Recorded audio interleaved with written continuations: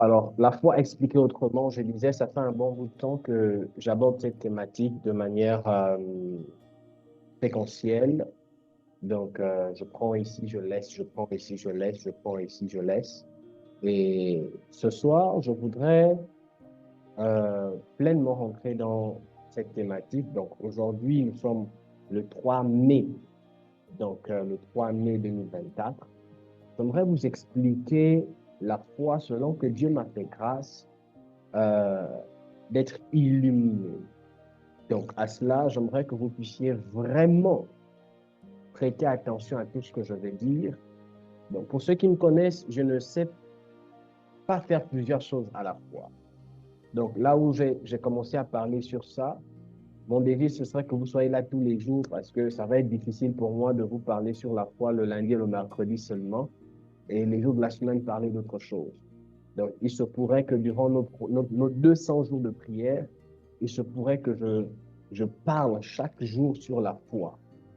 Et étant donné que nous avons culte les mercredis et les vendredis, donc les mercredis et les vendredis, je vais prendre plus de temps, mais les jours de la semaine, en quelques minutes, je vais m'apaisantir sur quelque chose, je vais revenir sur des points, je vais éclaircir certaines choses, je vais prendre vraiment mon temps. Parce qu'en fait, je me suis rendu compte que la vie chrétienne, c'est la vie en esprit, la vie chrétienne, on ne court pas, on va doucement. Donc, depuis un bon moment déjà, je me suis rendu compte que, bon, ce sera avantageux pour nous d'aller doucement afin que la majorité puisse comprendre. Alors, il se peut peut-être que dans ce que j'aurai à dire ou dans ce que je vais vous dire, vous, vous puissiez déjà avoir entendu ça quelque part, mais restez jusqu'à la fin du message, quel que soit le temps qu'il prendra. Je peux vous assurer qu'il y a des choses qui seront nouvelles. Bon, donc, également, vous devez comprendre que mon objectif recherché ici, à la fin de ce message, c'est pour vous amener premièrement à comprendre ce qu'est réellement la foi, deuxièmement à vous et de vous emmener également à vivre par la foi. Ou, et je vais le redire autrement, à vivre la foi.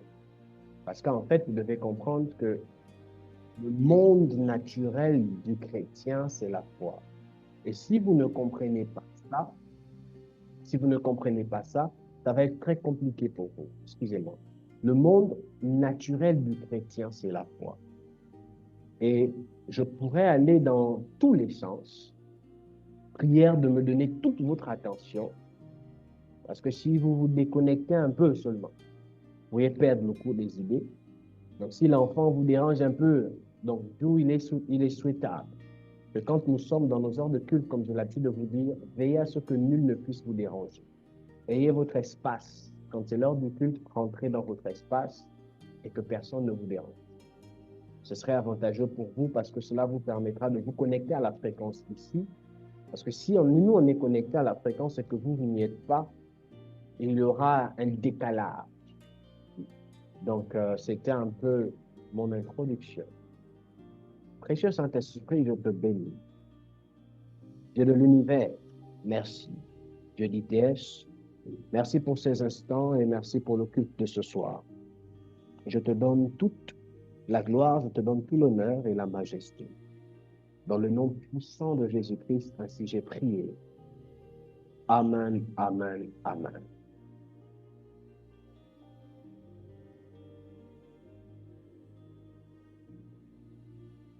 Je déclare dans le nom de Jésus que vous êtes bénis. Et la bénédiction qui est la vôtre est une bénédiction démesurée dans le nom de Jésus. La foi, la foi, c'est une thématique qui est très importante.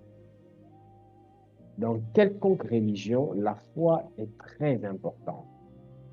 Pourquoi elle est très importante? Parce qu'elle constitue le socle même de votre croyance. Vous croyez comme moi, je crois en Jésus-Christ mort et ressuscité. Vous croyez en l'éternel des âmes. Pour ceux qui étaient nés ce jour-là, J'ai eu déjà à dire ici que le christianisme, chose dont j'ai du mal à catégoriser dans la rubrique des religions. J'ai du mal, en fait, à mettre le christianisme dans la rubrique des religions parce que je trouve que le christianisme n'est pas une religion. Mais pour la bonne compréhension de plusieurs, je vais me permettre et m'efforcer ce soir d'utiliser l'expression religion. Est-ce qu'on est avec moi? Donnez-moi des réactions déjà que je ne vous vois pas. Ne me laissez pas parler dans l'air. Amen, amen, papa. OK. Alors, il est écrit dans Hébreux chapitre 6. C'est pourquoi, laissant l'enseignement élémentaire de la parole du Christ, tendant vers la perfection, sans poser de nouveau le fondement, comme fondement dans ma version, mes 2 points. Repentance des œuvres mortes, la foi en Dieu, doctrine des baptêmes, imposition des mains, résurrection des morts et jugement. C'est ce que nous allons faire si Dieu le permet. Hébreux chapitre 6, verset 1, en fait, nous fait comprendre, il dit, laissant l'enseignement élémentaire. Dans Hébreux chapitre 6, on dit, on doit laisser l'enseignement qui est élémentaire. Et on doit aller dans l'enseignement des hommes faits. Le problème, en fait, c'est que de nos jours, l'Église, les chrétiens aspirent à l'enseignement des hommes faits. On aspire à la maturité. On aspire aux enseignements vraiment qui vont nous faire grandir.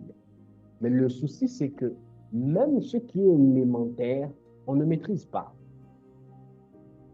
On ne maîtrise pas. Ici, vous allez voir dans Hébreu, et ayez l'habitude de lire avec moi chez vous. Dans Hébreu 6, on dit, Hébreu 6, verset 2, on dit la foi en Dieu. Après, il dit doctrine des baptêmes. Vous voyez? Il dit ici doctrine des baptêmes. Il n'a pas dit doctrine du baptême. Il dit doctrine des baptêmes. Vous allez vous rendre compte, en fait, que la plupart des débats que vous rencontrerez sur les réseaux sociaux, sur Facebook, machin et tout, YouTube, quand vous fouillez bien, ce sont des choses élémentaires sur lesquelles certains hommes de Dieu se tuent, certains hommes de Dieu se battent. Je crois que vous êtes connectés comme moi. Aujourd'hui, depuis un moment, il y a comme une discussion, je ne sais pas comment on dit, sur la pratique du sel. Est-ce qu'on doit utiliser le sel? Est-ce qu'on ne doit pas utiliser le sel dans nos prières? Actuellement, ça fait du tapage sur les réseaux sociaux. D'autres disent on ne doit pas le faire, c'est diabolique. D'autres disent, il y a à ITS, vous savez déjà que nous ici on prie avec le ciel. Donc, la question ne se pose même pas. Donc, c'est que si ces personnes-là viennent à ITS, ils seront choqués parce que nous on prie et avec le sel et avec l'huile. Avec tout, nous on prie ici. Donc, on prie avec tout, même le miel, même le lait, on prie. Nous ici, on prie avec tout. Vous voyez, en fait, le problème, en fait, c'est tout simplement une dimension, excusez-moi de l'expression que je vais utiliser, c'est une dimension de compréhension. Beaucoup sont sur les choses élémentaires. Vous devez comprendre, un enfant quand il naît, Église, j'aimerais que vous me compreniez, un enfant quand il naît, il ne mange pas directement du manioc. Il ne mange pas directement du pain. Il ne mange pas directement de la banane. Un enfant, quand il naît, il est d'abord au lait maternel. Pour d'autres, il y a d'autres qui sont au lait, que ce soit lait maternel, en tout cas, ils sont au lait. Il y a du lait spécifiquement pour eux. Il y a des étapes. Si vous donnez à un bébé la banane, vous allez le tuer. Son estomac, son organisme n'est pas fait encore pour ça. Alors, si vous voulez donner à l'enfant la banane, qu'est-ce que vous devez faire? Vous prenez la banane, vous donnez à la maman. La maman mange de la banane et elle donne à l'enfant par le sein maternel. C'est l'une des raisons pour lesquelles les femmes vous diront, quand elles sont enceintes et qu'elles allaitent, elles font très attention à tout ce qu'elles mangent. Vous les femmes là, tu ne peux pas être enceinte et tu dois ce que les Schweppes, Coca-Cola. vous fantasmez, c'est pas bon, c'est pas bon, c'est pas bon, c'est pas bon. Une femme enceinte veille à son alimentation parce que c'est ce que l'enfant prend. Vous allez vous rendre compte, pour ceux qui ont déjà allaité, quand il y a des étapes dans la croissance d'un bébé, il y a des étapes où le bébé a la constipation. Il a du mal, en fait, à aller à la selle. Quand le bébé a la constipation, qu'est-ce qu'on fait? On demande à la maman de sucer beaucoup d'oranges, de sucer beaucoup de fruits. Ce n'est pas la maman qui a la constipation, c'est le bébé. Mais la maman va prendre afin de donner ça par le sein maternel au bébé. Donc, quand le bébé va prendre le lait, à l'intérieur, il y aura de l'orange, il y aura de l'ananas, il y aura des fruits qui lui permettront d'aller à la selle tranquillement. Mais le bébé n'est pas appelé à être là comme ça. Ah, ma fille, je connais, merci. Dieu te bénisse. Le bébé n'est pas appelé à rester au lait comme ça durant toute sa vie, non. Le bébé grandit. Au bout, j'ai ma soeur, actuellement, on a fêté, on a célébré, je crois, 6 mois, 4, non, c'est 4 ou 5 mois de mon petit, de mon enfant là, enfant de ma soeur aujourd'hui. Et il y a des choses que je regarde, déjà que je prête attention aux petites choses. Je regarde comment l'enfant se comporte. Je regarde, j'étudie un peu même la façon dont l'enfant voit le monde à 4 ans. Et là, je suis en train de m'apprêter à étudier la psychologie d'un bébé de 0 à 6 mois, près de 1 an. Et ça, c'est un conseil que je donne à toutes les personnes qui ont des enfants ou qui aspirent à en avoir. Lisez des livres sur la psychologie, regardez beaucoup des documentaires. Ça vous permettra de savoir comment mieux éduquer votre enfant et mieux l'orienter. Comment l'enfant voit la vie entre 0 et 6 mois, entre 0 et 3 mois. C'est très, très, très important. Et là, ça vous permettra de savoir comment vous pouvez éduquer vos enfants par rapport à l'attente que vous attendez, que vous aimeriez qu'ils puissent, par rapport à l'attente que vous espérez par rapport à eux. L'attente que vous avez d'eux, tant pour moi. Parenthèse, anyway. Donc, un enfant, après le lait, il doit manger des choses. Et même quand l'enfant quitte du lait, il ne va pas directement au poulet, au manioc, non. On va commencer à l'introniser avec des céréales, on dit ça comment? Des céréalacs, ou en tout cas céréales. Des céréales, je crois que c'est comme ça. Donc, il va prendre tout ce qui est céréales. Voilà. Donc, au fur et à mesure, des bouillies, nous là, c'était des mousselines. Donc, nous là, c'est comme ça. Mousseline, céréalac, tout ça, tout ça. Et c'est comme ça que l'enfant grandit au fur et à mesure. Son organisme s'adapte. Et quand il commence à avoir une dent, là maintenant on se rend compte qu'on peut commencer peut-être à lui faire goûter un peu la sauce. On peut commencer peut-être à lui donner déjà peut-être un peu de la banane. On peut commencer peut-être au fur et à mesure. Bon, c'est vrai qu'il y a des autres où ça va très vite. Hein. Il y a des autres même, l'enfant n'a même pas encore les dents, tu vois déjà avec le manioc ici, mais il y a les conditions de vie. Parfois aussi c'est la pauvreté, tout ça. Bon, ça c'est autre chose. Mais sinon, c'est comme ça au fur et à mesure. Et vous voyez comment l'enfant grandit au fur et à mesure. Il a 2 dents, 3 dents. Et on prend maintenant l'enfant, on le met dans des conditions. On essaie maintenant de lui donner son petit déjeuner. Il a déjà le café, par exemple, ou le lait chaque matin, au fur et à mesure, jusqu'à ce qu'il prend 1 an, 2 ans, 3 ans, et son alimentation change. C'est progressif. Mais le constat, regrettable soit-il, c'est qu'aujourd'hui, dans nos églises, on a des enfants de 24 ans. On n'en a même pas enfants, des bébés de 24 ans, des bébés de 50 ans, des bébés de 60 ans, des bébés de 100 ans. Bébés. Excusez-moi de vous dire cela.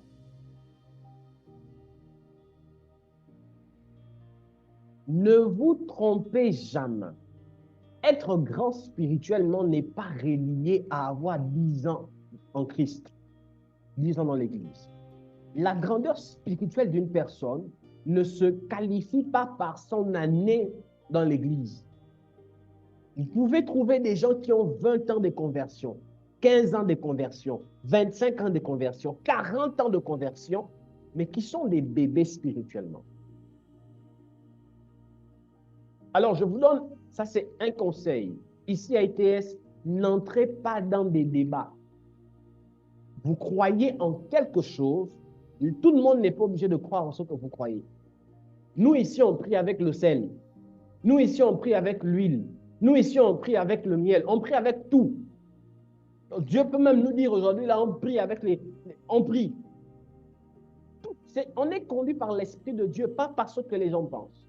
Alors, si il y a des hommes qui ne croient pas en ce que vous croyez, ça ne fait pas d'eux des sorciers, ça ne vous fait pas des... C'est juste que vous n'êtes pas sur la même longueur d'onde. On peut tous être en Christ, mais ne pas tous croire en la même chose. Oui. Ce n'est pas parce qu'on est tous en Christ qu'on doit tous voir Jésus de la même manière. Ce n'est pas parce qu'on est tous en Christ qu'on doit tous voir Dieu de la même manière. Il faudrait comprendre ça. Il y a des hommes sur cette terre qui sont appelés seulement à rester sur les choses élémentaires. Il va te parler du péché depuis qu'il s'est converti jusqu'à ce que Dieu le prenne. Péché, péché, péché, répentez, répentez, répentez. C'est son message. Dieu envoie des hommes de Dieu avec des messages. Et les hommes de Dieu qui ont des messages sont envoyés pour prendre une catégorie de fidèles qui correspondent à leur message. Alors, n'entrez jamais dans des bagarres inutiles. Ne vous attirez pas la malédiction pour rien. Ne critiquez jamais les hommes de Dieu pour rien. Si l'autre homme de Dieu parle sur le sel, toi peut-être, on t'a dit le sel c'est diabolique, laisse. Ne rentre pas là-bas. Et j'aimerais attirer votre attention, Église, c'est une parenthèse. Ce n'est pas vous qui qualifiez un homme de Dieu de vrai ou de faux. Ce n'est pas vous. C'est Dieu. Même moi, je ne suis rien. Cet homme de Dieu, il est vrai. Cet homme de Dieu, il est... Vous ne savez même pas si moi, je suis vrai ou bien faux. Qu'est-ce qui vous dit aussi que c'est ce qu'il dit là, c'est vrai?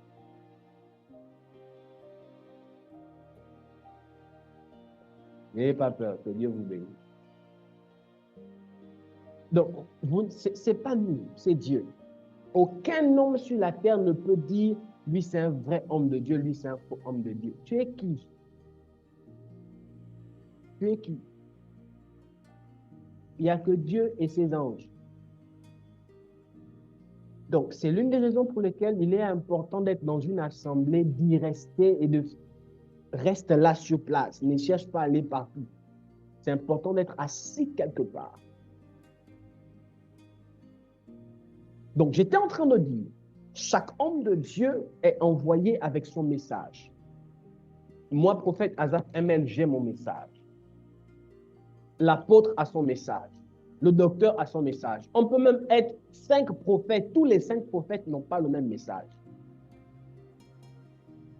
On peut être 100 000 prophètes. Chacun de ces 100 000 prophètes, chacun a son message.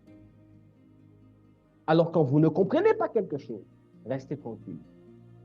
Ne parlez pas. De toutes les façons, que tu parles, que tu ne parles pas, ça ne va rien changer. Ce n'est pas toi qui l'as appelé, même s'il est du diable. Si tu parles, ce n'est pas parce que tu as parlé qu'il va se convertir. Alors, le mieux pour éviter de parler à un homme de Dieu qui est vrai et qui a peut-être commis une erreur, qui a peut-être dit une chose qu'il ne fallait pas dire, mais ça ne fait pas de lien faux, pour éviter de dire des mauvaises choses. Parce que même si tu es chez toi derrière ton téléphone, si tu parles mal contre le oint de Dieu, lui ne te voit pas, mais Dieu te voit. Et tu peux attirer des choses sur toi. Pour éviter ça, préférable se taire.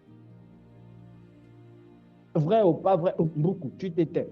Seigneur, aide-le, prie pour lui, et tu implores afin que Dieu puisse l'aider. C'est mieux ainsi et c'est sage.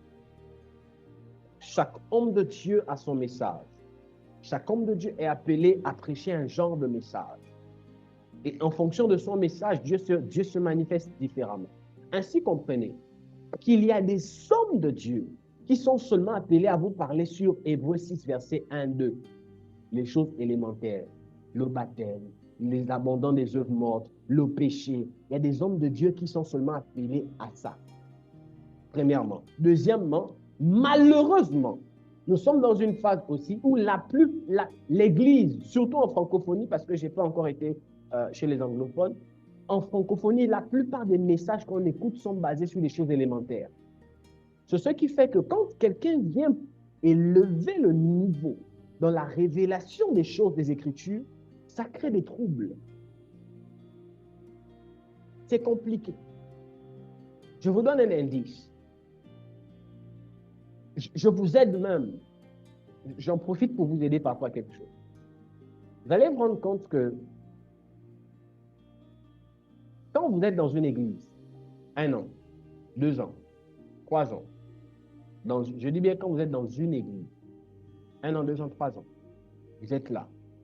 Et vous vous rendez à un moment compte que il y a une stagnation dans votre vie. Ça peut être le fait que vous connaissez déjà tous les messages. C'est-à-dire quand le pasteur arrive comme ça, il dit seulement Jean 3,16. Avant qu'il ne donne le thème, tu connais déjà comment il va faire le développement, tu connais ce qu'il va dire, tu connais même les exemples qu'il va dire, même les histoires qu'il a l'habitude de dire, tu connais déjà que là, il va encore répéter comme ça, comme ça, comme ça. Et vous allez vous rendre compte qu'il y a des moments, vous expérimentez en fait dans vos vies, et que Dieu aide les serviteurs de Dieu. Parfois, en fait, le peuple a du mal à avancer. Vous avez du mal à avancer à cause de ça. Parce que vous êtes déjà dans une certaine vie de stagnation. Et parfois, en fait, vous devez comprendre, vous voyez la vie chrétienne d'une certaine manière par rapport à ce que vos conducteurs vous montrent. Plusieurs voient la vie chrétienne, église, maison, église, maison, église, maison, travail, parce qu'en fait, la plupart des conducteurs d'église, des hommes de Dieu, ont régi la vie chrétienne comme ça. Et le plus souvent, on a tendance à faire croire par nos actions que la vie chrétienne, c'est ça. On n'enseigne pas vraiment à l'Église c'est quoi la vie chrétienne, où se mène la vie chrétienne. Ce qui fait que la plupart des chrétiens font semblant d'être des chrétiens à l'Église. Mais quand ces personnes sortent, là-bas, elles sont pires. On ne dirait même pas une chrétienne. Erreur, si vous allez les trouver à l'école, vous allez les trouver dans leur domaine, dans le domaine professionnel, tu as l'impression là-bas que c'est une autre personne. Pourquoi? Parce que l'enseignement n'a pas été bien compris. Nous sommes appelés à monter. Nous sommes appelés à quitter d'un état pour un autre. Nous sommes appelés à switcher. Ainsi, vous devez comprendre, pour maîtriser les choses des adultes, pour comprendre, maîtriser les choses des adultes, vous devez comprendre et avoir pour acquis les choses élémentaires. Et parmi les choses élémentaires, la première chose qui est citée, écoutez, je suis dans Hébreux 6, hein, Hébreux 6. La première chose qui est citée, on dit repentance des œuvres mortes. La première chose qui est importante dans le règne spirituel, c'est la sainteté. Quand on parle de repentance des œuvres mortes, on fait allusion à quoi? On fait allusion à la sainteté. Œuvre morte, c'est le péché. Et Église, vous devez comprendre que la sainteté, ce n'est pas comme on vous l'a toujours enseigné. Et je vais revenir là-dessus. Après la foi expliquée autrement, il y aura la sainteté expliquée autrement. Je vais rentrer en détail. La sainteté est l'une des premières choses. Le plus souvent, votre foi n'est pas solide parce que votre sainteté n'est pas là. J'ai enseigné ici plusieurs fois et je vous ai dit, la première arme spirituellement, c'est la sainteté. Dis ça à quelqu'un, la sainteté est la première arme. Avant d'aller dans Éphésiens 6, où on dit prenez la cuirasse, le casque, l'épée, avant les armes du salut que vous voulez là, la première arme dans le combat spirituel, c'est la sainteté. Faites vous-même le constat. Quand vous péchez ou quand vous vivez une vie qui n'est pas digne du Seigneur, remarquez même que parfois, vous-même, quand vous priez, vous doutez sur vos prières. Pourquoi? Parce que quelqu'un qui ne vit pas dans la sainteté fragilise sa foi. Le manque de sainteté vous emmène à avoir une foi fragile. Vous fragilisez votre foi. Vous doutez sur ce que vous demandez à Dieu. Je vous garantis, je suis prophète Azaf ML, faites ça, vous allez vous rendre compte. Ce que je dis, je parle sur preuve. prenez un moment, laissez tout ce qui est distraction, rentrez en jeûne d'une journée, rien même qu'une journée. Vous allez vous rendre compte que quand vous cherchez Dieu toute la journée que vous sortez, vous avez l'impression dans votre esprit que vous êtes imbattable. Votre foi est solide. Quand vous priez, vous priez avec une assurance. Pourquoi? Parce que vous sentez de la présence de Dieu. Maintenant, faites des moments, péché ici, critique ici, mensonge ici, vol ici, impudicité. Vous allez commencer à vous rendre compte que votre foi aura un problème. La plupart des personnes qui vivent, moi aujourd'hui j'ai plus de combien d'années? J'ai aussi beaucoup d'années dans le Seigneur. Si on prend à partir de 2010, aujourd'hui on est en 2020. 2010, 2020, 2024, ça fait peut-être 14 ans. Bon, là, c'est parce qu'en fait, j'ai décidé de caler à la date là. Mais si on prend depuis peut-être 2010, 2007, j'ai peut-être une affaire de 20 ans dans le Seigneur comme ça. Seigneur Jésus, 20 ans. Ou 15 ans, ou 14 ans, je ne sais même plus. J'ai été conscient de ces choses-là très tôt. Très tôt. Et les choses avec le Seigneur, c'est très tôt. Vous devez vous rendre compte d'une chose. OK. Depuis mes plus de 15 ans ou de combien d'années avec le Seigneur, je dois m'asseoir et bien calculer ça aussi. Je n'ai jamais rétrogradé. Jamais. Moi, je n'ai jamais rétrogradé.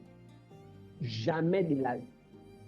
Il m'est arrivé un jour d'en avoir, permettez-moi l'expression, de bouder avec Dieu.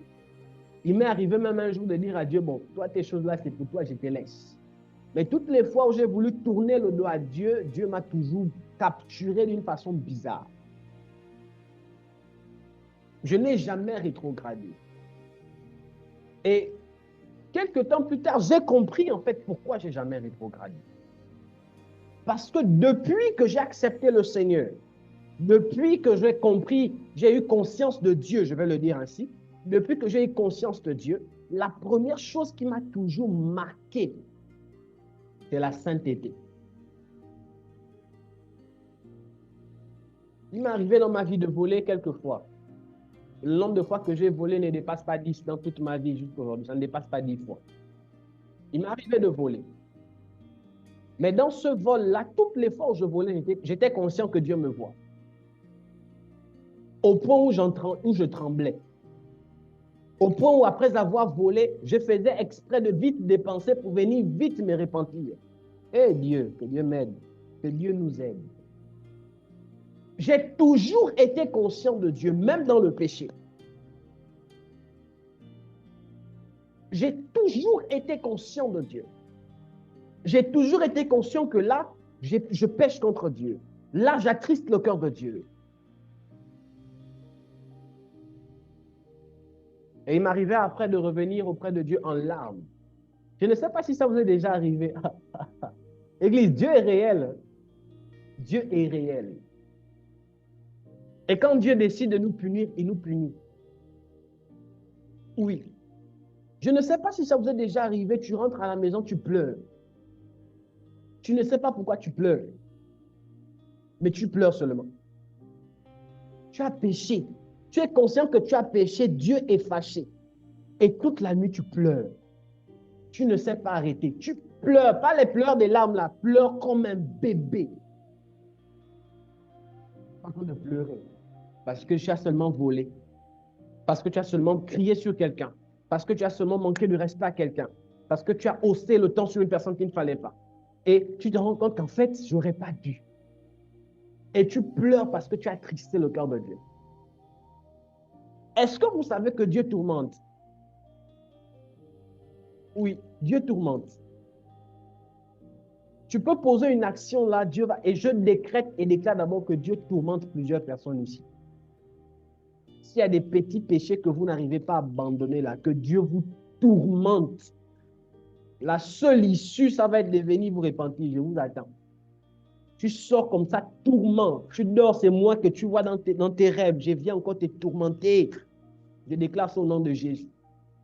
Tu sors pour rencontrer le petit comme ça, c'est mon visage que tu vois là-bas. Tourment total. Tu as envie de l'écrire comme ça, c'est mon numéro. Pour ceux qui ont mon numéro. D'autres là, vous envoyez ça dans le groupe de l'église, je vous récupère après. Au nom de Jésus. Donc faites attention. Les photos et les captures, vous envoyez, faites attention. J'ai déjà déclaré. Je déclare, ça va se faire. Tourment total. Je déclare ça au nom de Jésus. Tourment, Seigneur, tourment. Tourmente-les. N'arrive pas à dormir. Papa, j'ai péché. Tu viens encore. On prie encore. Je te tourmente encore. Après, tu vas arrêter de pécher. C'est important. Dieu tourmente. Je vous assure, Dieu tourmente. Et la première chose, la plupart des personnes, vous allez remarquer, qui rétrogradent, si vous remarquez bien, c'est parce que ces personnes, deux choses. Soit leur vie de sainteté a eu à prendre un coup, soit on leur a mal enseigné c'est quoi la foi. Deux choses. Ainsi, vous devez comprendre que la force de votre foi dépend de votre sainteté.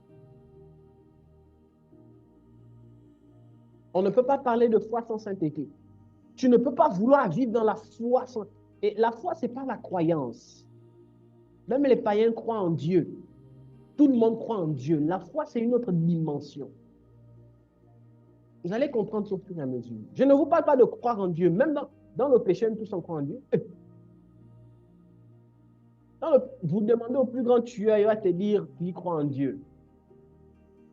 Tout le monde croit en Dieu. Même Satan croit en Dieu. Satan croit en Dieu. Il sait que Dieu existe. Il croit en Dieu. Les anges croient en Dieu.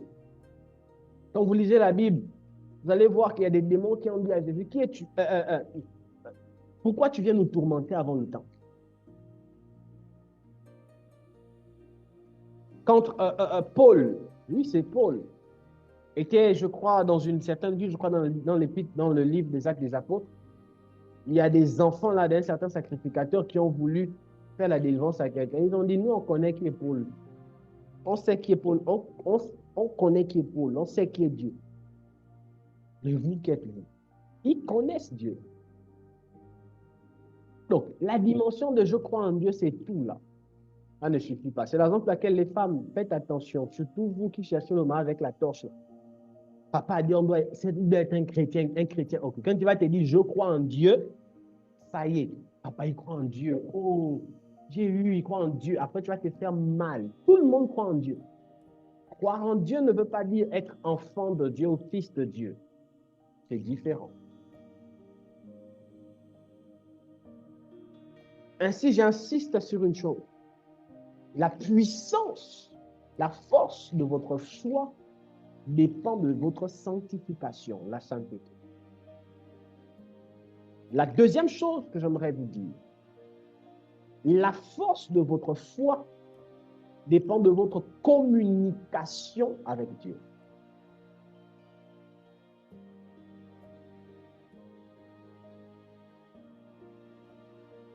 Il est dit, sans la foi, il est impossible d'être agréable à Dieu. C'est ça, n'est-ce pas?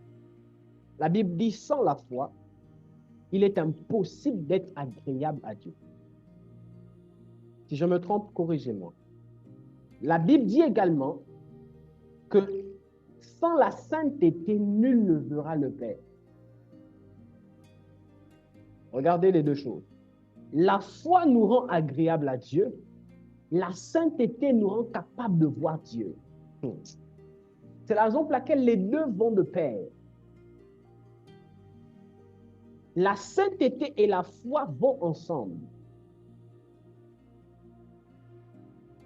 Permettez-moi de parler sur la sainteté. Je vais vous parler sur la foi et la sainteté. Vous allez comprendre. Peut-être ce soir, je vais juste vous parler sur la sainteté alors. La sainteté. On nous a mal enseigné sur la sainteté selon que vous le savez. La sainteté, il y a deux dimensions. Premièrement, la sainteté est un état. Celui qui est en Christ est une nouvelle créature. Nous sommes saints de par notre état. Dis-le avec moi.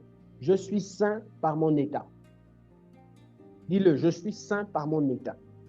Tu es enfant de Dieu, de facto tu es saint. Est-ce que tu peux le dire? Je suis saint par mon état.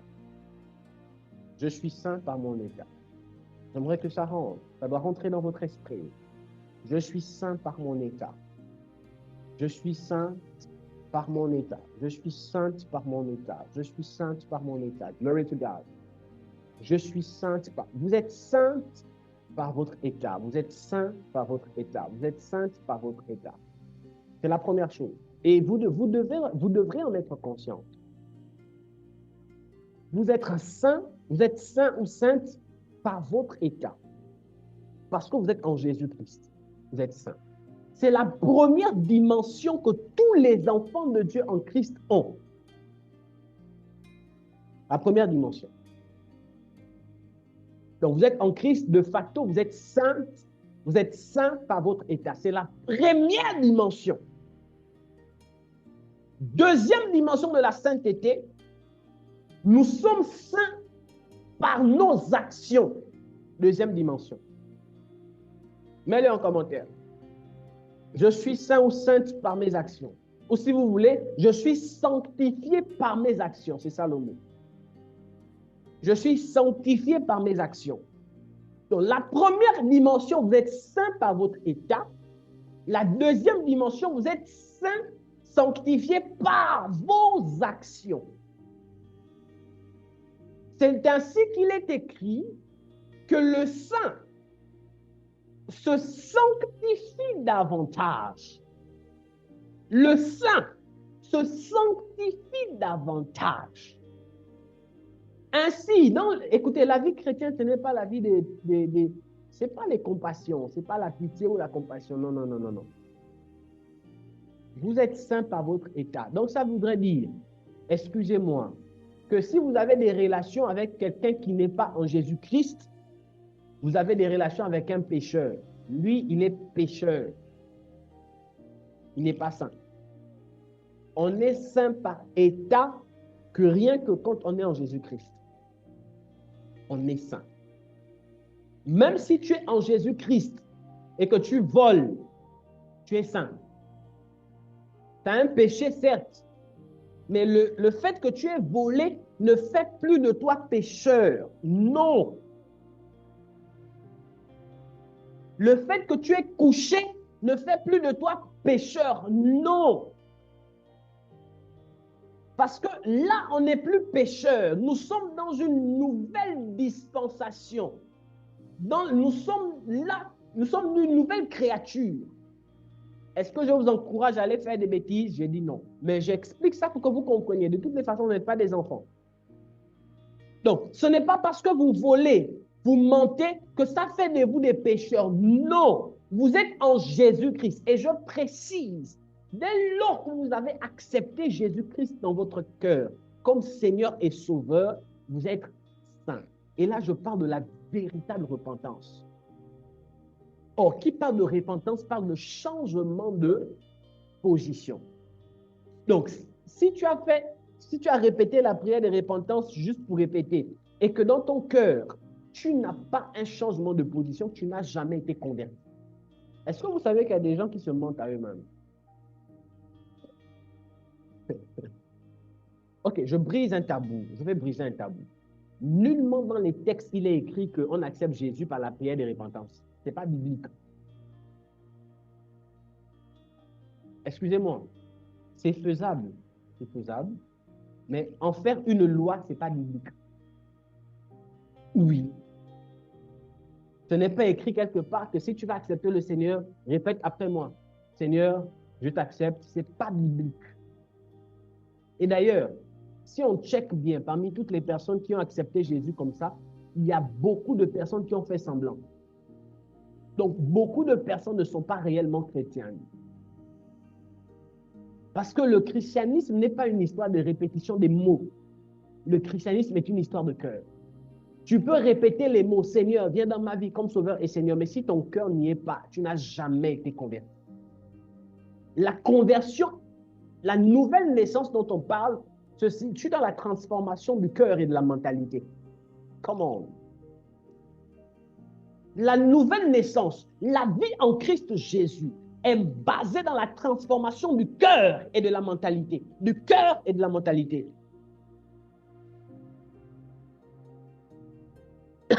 Romain a dit quoi? Citez-moi ce que Romain a dit.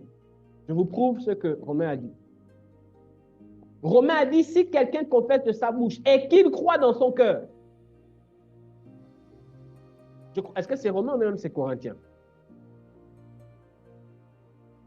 Là où on parle de confession de bouche, on parle de croyance du cœur. Oui. Et on a dit que s'il confesse de sa bouche que Jésus est Seigneur. On a dit que Jésus est Seigneur. Et qu'il croit dans son cœur. Tu vois la nuance, ma fille? Donc, confesser de la bouche sans croire du cœur ne fait pas de toi chrétien. Tu peux confesser, Seigneur, je te... Si le cœur n'y est pas, nothing. C'est sur cette base que je dis, ce n'est pas écrit quelque part qu'on doit confesser. Ce n'est pas écrit quelque part que pour être chrétien, tu dois confesser de la bouche. Non. La conversion vient d'abord du cœur. La conversion vient du cœur. C'est quand tu as commencé à croire du cœur que la confession maintenant s'ensuit. Mais il y a plusieurs personnes dans nos églises qui font d'abord la confession, mais le cœur n'y est pas. Impossible. Ce n'est pas possible.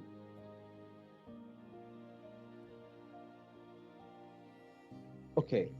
Donc, vous devez comprendre que dans la sainteté, il y a deux dimensions. Nous sommes saints d'abord de par notre état.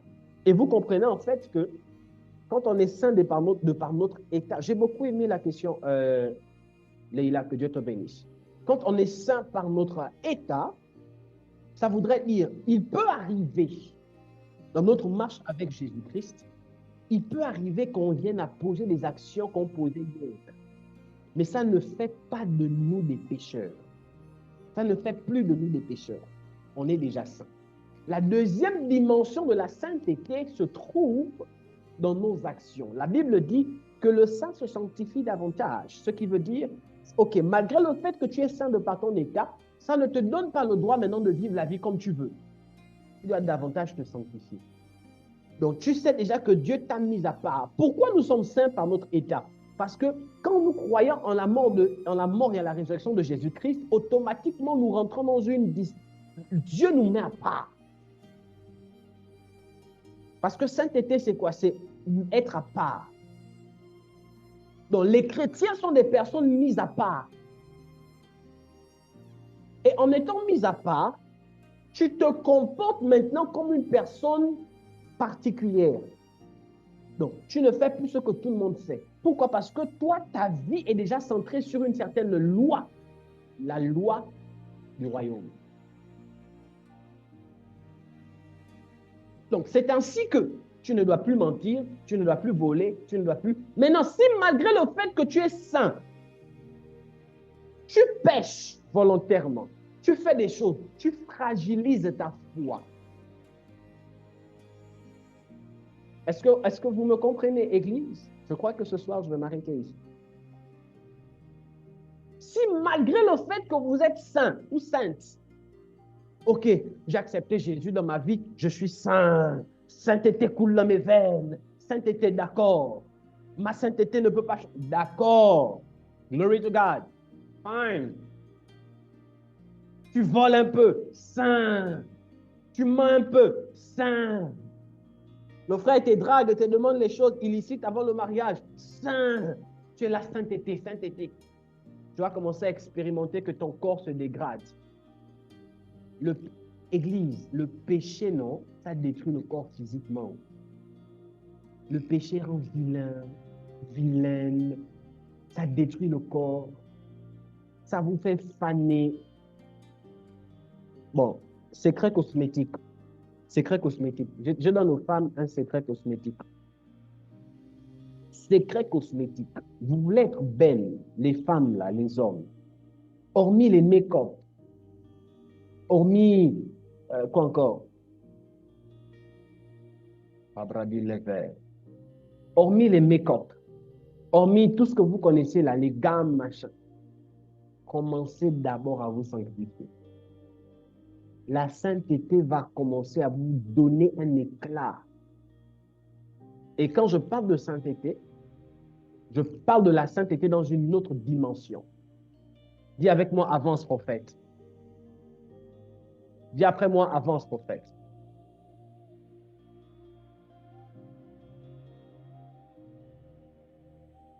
Dis après moi, avance prophète. Dis après moi, avance prophète.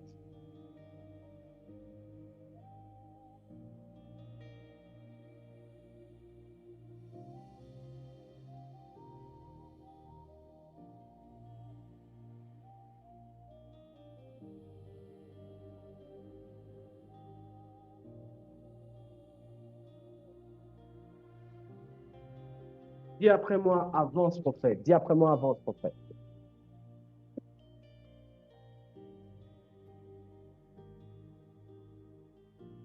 OK. Et maintenant, je rentre dans la deuxième partie de mon message ce soir et je clôture avant la fin du temps. La sainteté rend beau pour les hommes, belle pour les femmes. Pourquoi? Parce que dans la sainteté, oh my God, dans la sainteté, il y a une dimension de rajeunir. J'explique ça autrement.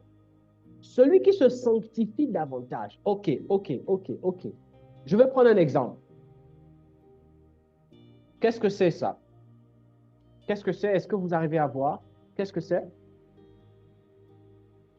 Qu'est-ce que c'est? Est-ce que vous savez ce que c'est pour les dames? Est-ce que vous voyez? Qu'est-ce que c'est? Ouais, je crois qu'on voit bien ici. Mon écran là, il est un peu bizarre. On va dire peut-être une tasse. Et voilà, un mini-verre. Un mini-verre. Maintenant, un mini-verre. D'accord, un mini-verre. Merci, ma fille. Je vous explique comment la sainteté fonctionne. La sainteté, c'est quoi? Premièrement, oh, je n'ai même pas un gobelet ici, mais bon, c'est pas grave. Il y a des tasses ou un mini-verre et il y a aussi des gobelets. Si on peut m'amener un gobelet là, ce serait bien. Donc, quand on accepte Jésus-Christ comme Sauveur et Seigneur, on quitte de l'état de gobelet à l'état de tasse. Donc, l'état de tasse, c'est la dimension de sainteté. Comment? Est-ce que je peux avoir un gobelet? S'il te plaît. C'est la dimension de sainteté. Vous allez comprendre. Vous allez comprendre. Celui-là. Merci. Donc, voici le gobelet. Voici le verre. Comprenez-moi, je suis à la fin de mon message. Donc, nous étions des pécheurs, nous tous, nous étions des gobelets. Ici, péché, hey, tu tombes, pas de problème. Mais on te jette même du haut de l'étage de l'immeuble, pas de problème. Tu es gobelet. Quelqu'un m'entend ici? Aïe, aïe, aïe. Dis après moi, avance, prophète. My God. Dis après moi, avance, prophète. Est-ce que quelqu'un me comprend? Je vais changer l'écran. Je crois qu'ici, ce serait mieux. OK. Ah, Seigneur, merci. Que Dieu nous aide. Il nous faut un matériel. Donc, voici le gobelet. Tu prends le gobelet, tu jettes. Pas de problème. Tu prends le gobelet, tu lances. Hein? Les mamans nous ont beaucoup lancé les gobelets quand on était petits. Toi, têtu, elle lance là-bas. Après, tu prends, pas de problème. Le gobelet, c'est la dimension de péché avant que Jésus ne meure. Avant que le Christ ne vienne nous sauver. Quand le Christ vient nous sauver, il change notre dimension. Il nous change d'état. On quitte de l'état de gobelet, pécheur qu'on était, à l'état de verre, sainteté. Maintenant, dis sainteté. Dis sainteté. Donc, en Jésus-Christ, on est saint. La sainteté est d'abord une histoire de nature. On est saint de par notre nature parce que la mort et la résurrection de Jésus nous a rendus saints. On est saint. Donc, ainsi, nous ne sommes plus des gobelins, nous sommes des vers. Nous sommes saints. Mais, malgré le fait que nous sommes saints, il pourrait arriver que, malgré le fait que je suis le verre peut se salir. Il peut avoir des doigts sur le verre. On peut mettre l'huile dans le verre. On peut mettre... Le verre est sale. Quelqu'un a bu, il a laissé le verre. C'est sale.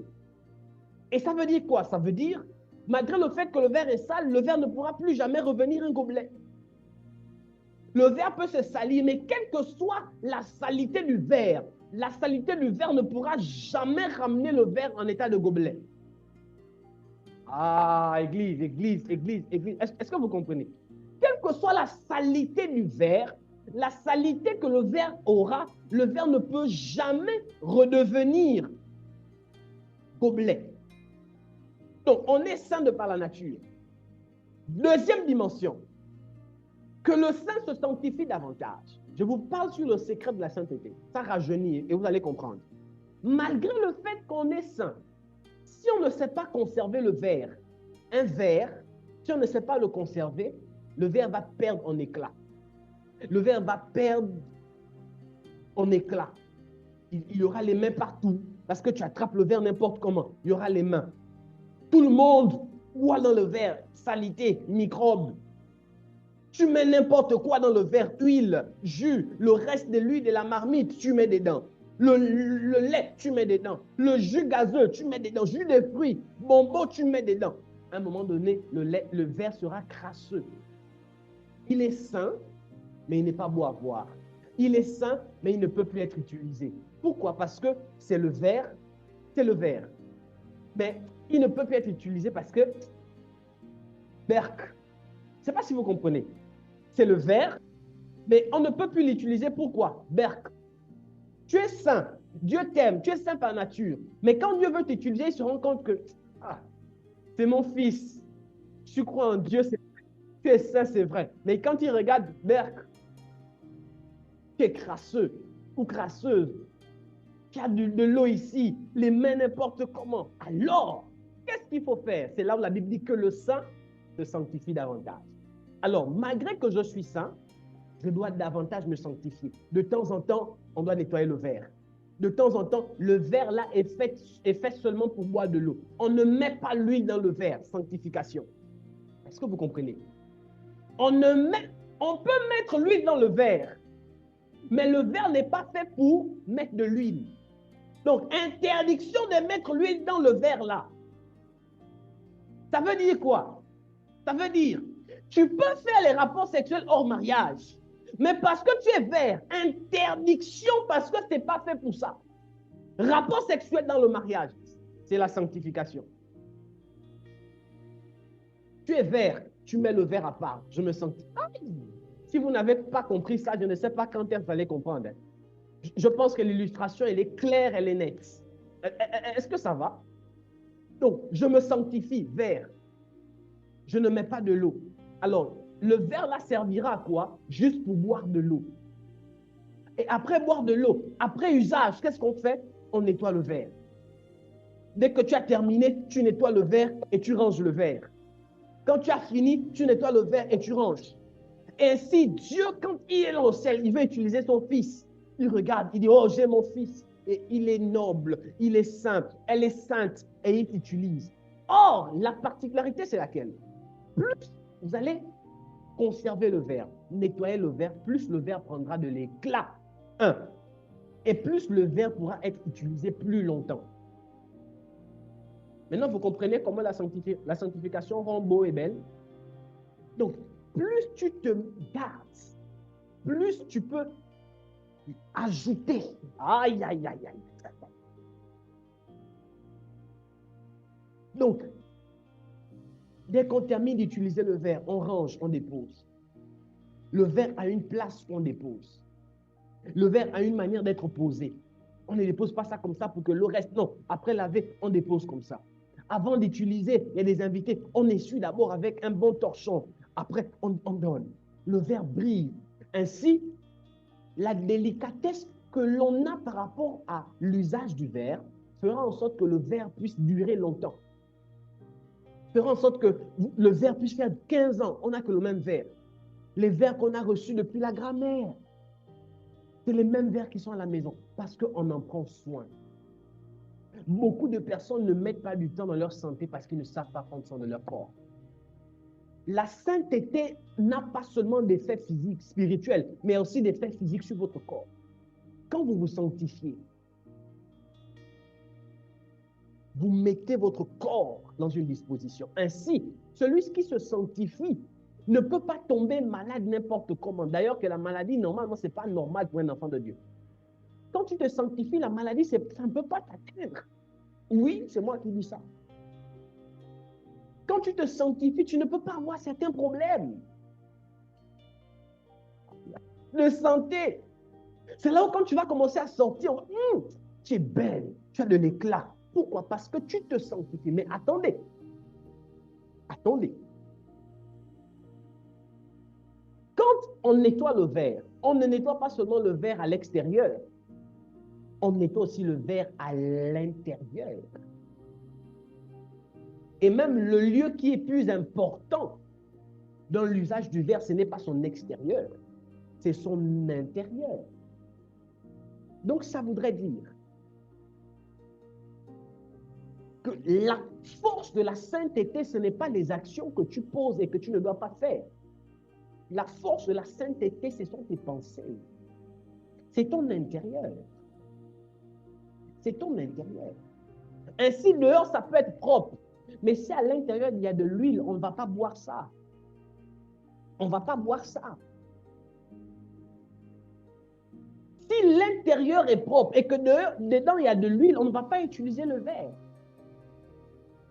Le verre est plus utile quand il est propre à l'intérieur qu'à l'extérieur. Ah. Le verre est plus utile quand il est propre à l'intérieur qu'à l'extérieur. Or, il y a une loi. Si l'intérieur est propre, forcément l'extérieur sera propre. Donc, vous devez comprendre que la sainteté, ce n'est pas les actions que l'on pose, fornication, mensonge, vol. C'est parce que notre intérieur n'est pas saint. Ainsi, premièrement, la sainteté, c'est un état. Nous sommes saints de par notre état. Deuxièmement, que le saint se sanctifie davantage. Quand on parle de davantage, on ne parle pas des actions que le saint ne doit pas faire. On parle de l'intérieur. Ici, dans le tibia, comme dit quelqu'un, dans votre cerveau, vous devez sanctifier votre esprit. C'est ainsi que Romains chapitre 12 a dit que vous devez expérimenter le renouvellement de l'intelligence. Parce que tu ne peux pas être saint, mais tu penses toujours comme un pécheur. Il y a un problème, les amis. Beaucoup de chrétiens sont saints, mais ces chrétiens réfléchissent encore comme des pécheurs. Tu es vert, mais tu veux qu'on te jette comme un gobelet. Tu es vert, mais tu veux qu'on t'utilise comme un gobelet. Tu es vert, mais tu veux qu'on te considère comme le gobelet. Ce n'est pas possible. On ne donne pas le verre aux enfants. Le verre, c'est pour les adultes. Alors, parfois, quand le bébé de 3 ans veut jouer là, on dit, oh, prends ça, joue avec. Joue. Ça ne se casse pas. C'est le gobelet. Oh, le verre, c'est pour des choses importantes. On ne met pas le gobelet sur la table d'honneur. C'est le verre. On ne sert pas au gobelet, on ne sert pas les invités dans le gobelet. C'est le verre. Est-ce que vous comprenez? Mais la durée du verre dépend de la délicatesse avec laquelle on l'entretient. Tu ne peux pas vouloir que ton verre dure longtemps, mais tu l'entretiens mal. Tu joues avec n'importe comment. Ce n'est pas possible. Tu dois prendre le verre délicatement, marcher délicatement, poser délicatement, nettoyer délicatement. C'est comme ça. Ça, même si tu nettoies, même si ça tombe, il n'y a pas de problème. Or, ça, si tu nettoies et que ça tombe, ça se casse. Ainsi, vous devez comprendre, la vie du péché, c'est mbrouka, c'est comme vous voulez. Mais la vie de sainteté se doit d'être vécue avec délicatesse. Avec délicatesse. Ah, est-ce que vous comprenez les Écritures? Vous êtes saint de par votre nature. Et vous devez nettoyer l'intérieur. Donc, tu ne peux pas être saint et toi, tu penses encore comme si tu étais païen. Bon, je vais pas aller en boîte. J'ai donné ma vie à Christ, je vais en boîte. C'est juste pour m'amuser. Ah bon? Fais ça comment? Je vais t'amuser en boîte. Seigneur Jésus. Ça ne peut pas passer. Est-ce que les esprits comprennent? Vous êtes saint par votre nature. Première dimension. Deuxième dimension, vous êtes saint par vos actions, mais pas les actions physiques. Jésus a dit, si un homme convoite une femme, il a déjà péché. S'il regarde une femme et puis il convoite, les deux ont déjà péché. En d'autres termes, la sainteté n'est pas sur les actions physiques, mais sur les actions de notre esprit. Les actions spirituelles, ici, notre esprit. Donc, ça voudrait dire que si le saint se sanctifie davantage, on ne parle pas des actions d'abord physiques, mais on parle des actions, des mouvements spirituels par votre esprit. Donc, première dimension, vous êtes saint par votre état. Deuxième dimension, votre intérieur doit être saint. Et comment sanctifier votre intérieur? Que ce livre de la loi ne s'éloigne point de ta bouche. Médite-le jour et nuit pour agir fidèlement, car c'est alors que tu auras le succès dans tes entreprises, c'est alors que tu réussiras. Josué chapitre 1, verset 8.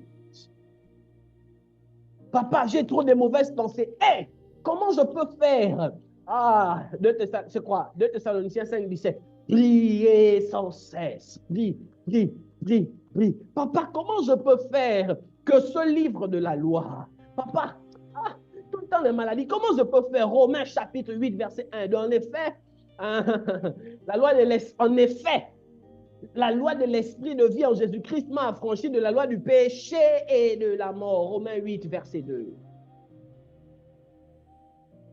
Vous nettoyez votre intérieur par la parole.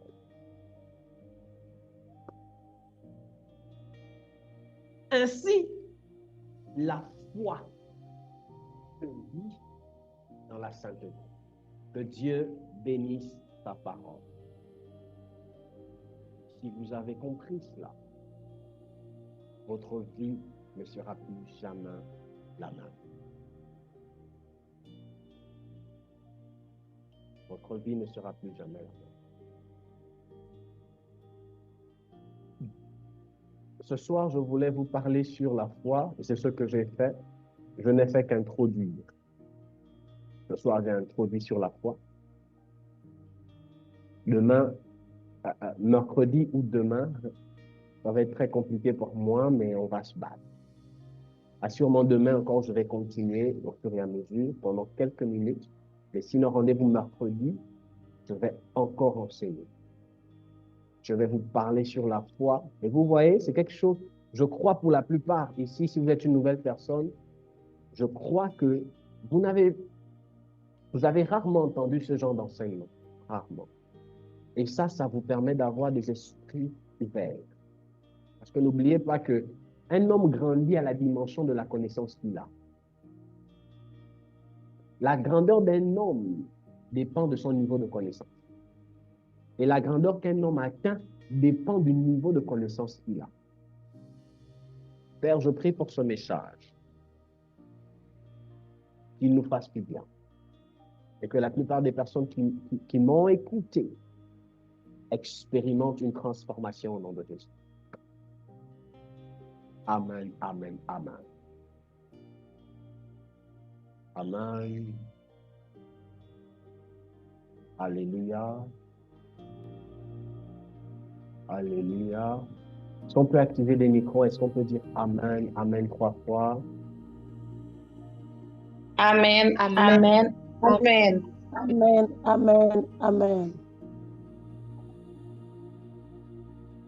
Que Dieu vous bénisse. Que Dieu vous bénisse. Alors, vous allez retrouver l'intégralité de ce message sur Facebook, sur YouTube, autant pour moi.